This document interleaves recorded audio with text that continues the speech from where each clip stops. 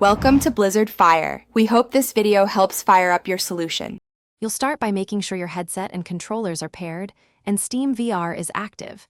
This ensures tracking and controller inputs work. Once done, install and launch Google Earth VR from Steam and grant any permission prompts so the app can access your sensors. Make sure to calibrate your floor level and play area right away.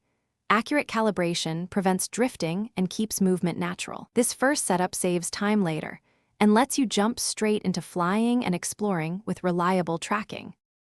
You control movement by pointing and using the trigger. Grab the globe and pull to fly, or point and press to teleport for quick jumps. Use the search box to type city names, coordinates, or saved places so you can move precisely. This is faster than manual flight for long distances.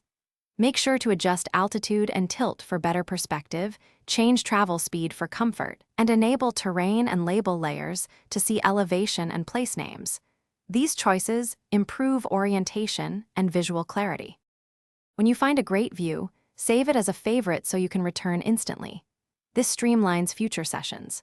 Use the in-app screenshot or recording tools to capture images or video, and choose resolution settings that match your display for crisp results.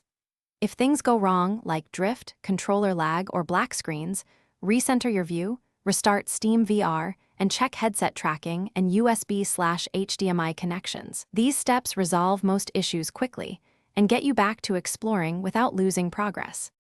Thanks for watching. If you found this helpful, don't forget to like and subscribe.